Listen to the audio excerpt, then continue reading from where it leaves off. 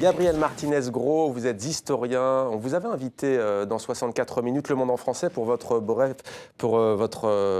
histoire des empires.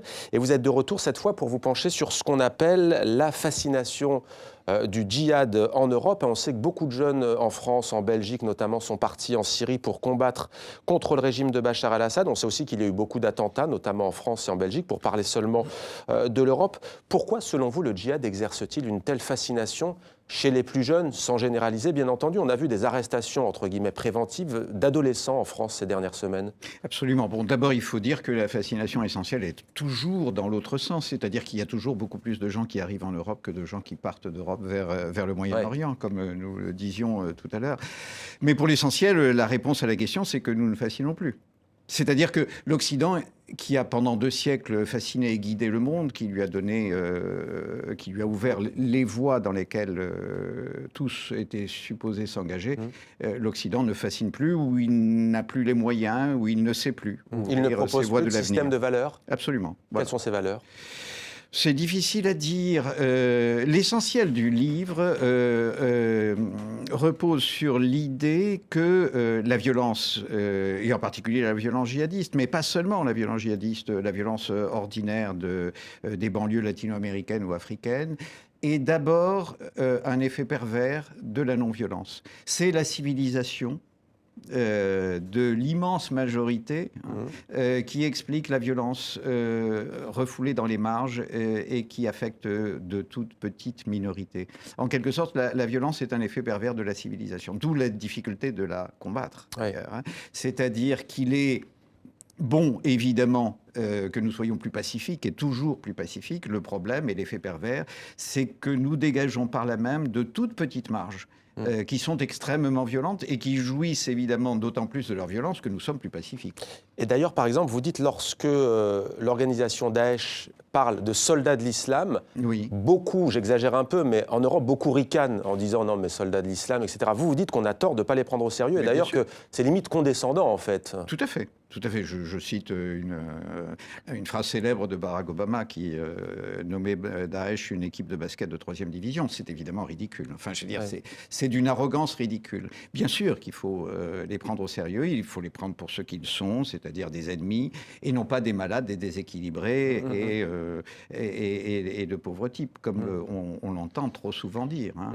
Est-ce qu'il n'y a pas tout de même un risque, vous êtes historien, vous avez une grande responsabilité, quand on vous lit, on se dit qu'au fond, l'islam est éminemment guerrière en fait, même si vous parliez bien de minorité et de marge et pas de horde comme ça qui déferlerait commettre des attaques en Occident. Parce qu'elle a connu des grands moments de paix aussi, cette religion. Oui, bien sûr. Non, je cite Ibn Khaldoun, tout simplement, qui vous explique que, effectivement, l'islam est né avec le djihad et le djihad est né avec l'islam. Il va de soi que l'islam a connu de grands moments de paix, mais simplement, les choses y sont inversées par rapport à l'Occident dans le rapport entre la religion et l'État. En gros, en Occident, la religion, et d'ailleurs aussi en Chine avec le bouddhisme, la religion est pacifique et pacifiante. Et l'État essaye de trouver les ressources de violence dont il a besoin pour fonctionner, parce que tout État a besoin de ressources de violence pour fonctionner. Tandis qu'au contraire, dans le cas de l'islam, c'est la religion qui apporte spontanément les ressources de violence et l'État qui pacifie.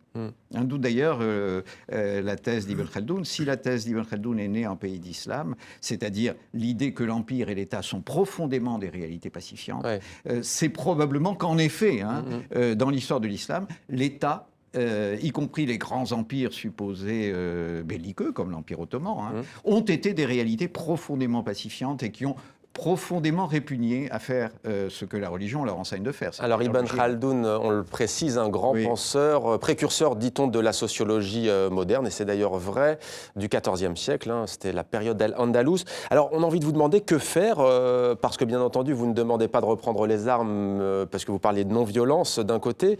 Que faut faire? On ne peut pas tout attendre des États, c'est ça le message de votre livre? Oui, absolument. Le système d'Ibn Khaldoun explique que dans les empires, c'est-à-dire pratiquement pratiquement dans les États civilisés depuis qu'ils se sont constitués au 6e, 5e siècle avant Jésus-Christ, il y a une dichotomie très simple entre une immense majorité de la population qui est désarmée et assignée aux tâches productives, et d'autant plus productrice qu'elle est désarmée, et une toute petite minorité nécessaire qui est assignée aux tâches de violence. Le problème, c'est que dans cette configuration, ce sont toujours les violents qui ont le pouvoir, bien entendu, hein, ça va de soi.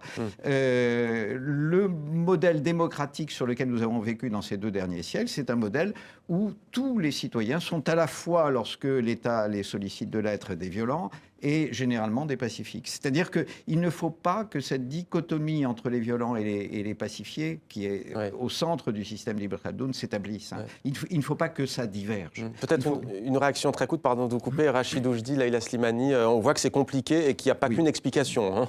Hein. Exactement, mais j'écoute les propos, c'est fascinant. Voilà, il faudrait que justement dans les établissements scolaires, qu'il y ait plus ce genre de propos qui soient véhiculés pour faire comprendre justement cette complexité. Convoquer l'histoire aussi peut-être des siècles passés, Leïla Slimani. Non, moi ce qui me frappe, c'est l'incompréhension des pouvoirs occidentaux vis-à-vis de la matrice psychologique de tout ça. Cette impression que quand même pendant très très longtemps, on les a traités comme des fous, des illuminés, des loups solitaires, et qu'on n'a pas compris qu'il y avait quelque chose, ou qu'on n'a pas voulu comprendre qu'il y avait quelque chose derrière de beaucoup plus profond, de beaucoup plus grave. Et cet aveuglement, je trouve qu'il perdure finalement aujourd'hui. Je me dis que dans les élections là, qui vont pas tarder, on va sans doute entendre encore quelques inanités à ce propos qui sont quand même assez effrayantes.